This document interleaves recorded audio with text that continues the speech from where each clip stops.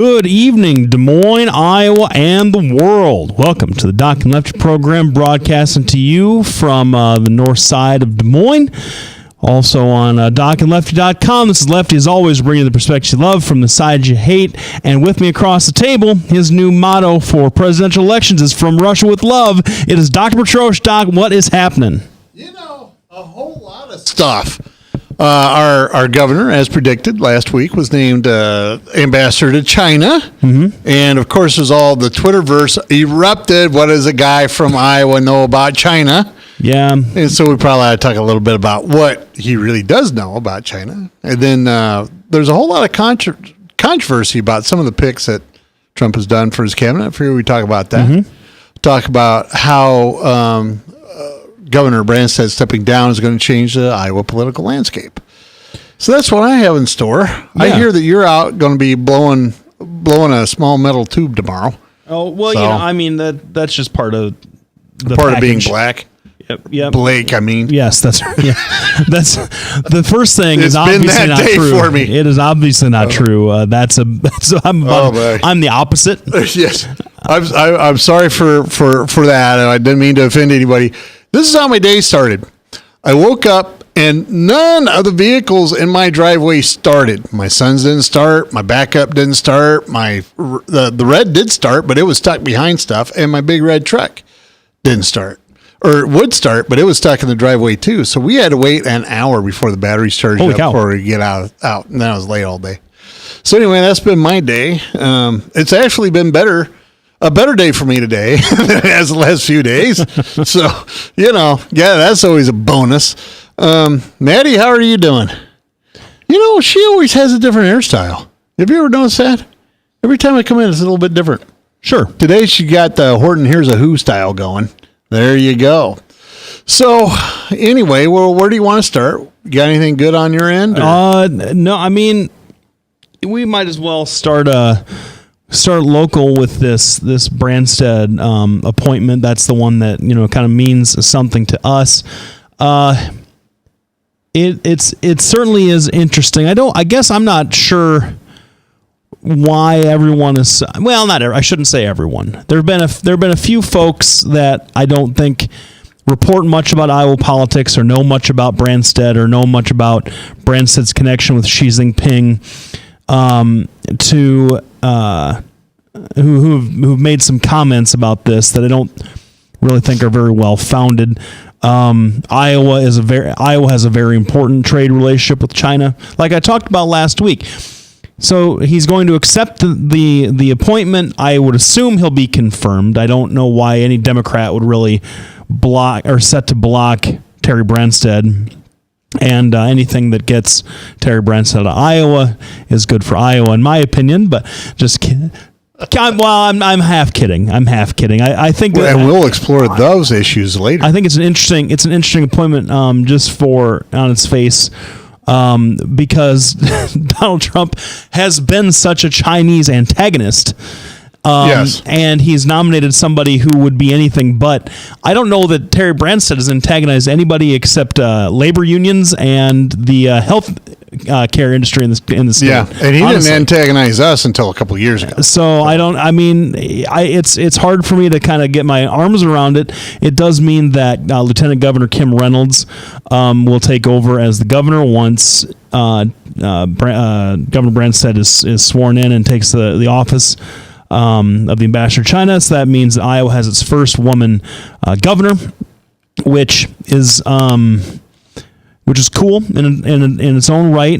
Very exciting. It'll be really fun to see who runs against her in 2018, because she is not the first woman elected governor. Obviously, she's getting this by dint of Governor Branstad's appointment, and so if she then turns this into the launching pad for an election in 2018, that will be very exciting, I think, for anybody who cares about women in politics, as we both do. So, I find, and I expressed this last week, so I don't want to rehash the same old thing, but I find this appointment consistent with the idea of Trump rewarding his friends and his allies from the campaign, which is not unusual. I'm not taking a shot there. Every president does it. Every president uses ambassador appointments for lower level functionaries that were parts of the campaign. I think this is a bigger deal because it's China. But it does show another feature that I've noticed of Trump's picks is this strange consistency. Strange. Inconsistent consistency. Well, yeah, no, but see, here's the thing, because he's been consistent about his upper-level cabinet picks, of picking people with no political experience whatsoever, and who seem to stand completely against the thing they've been appointed to run.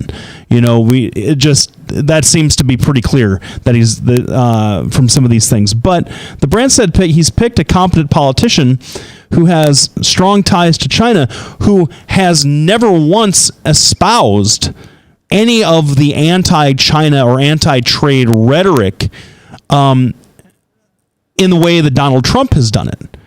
I mean, I'm sure there are clips of Branstad out there sort of supporting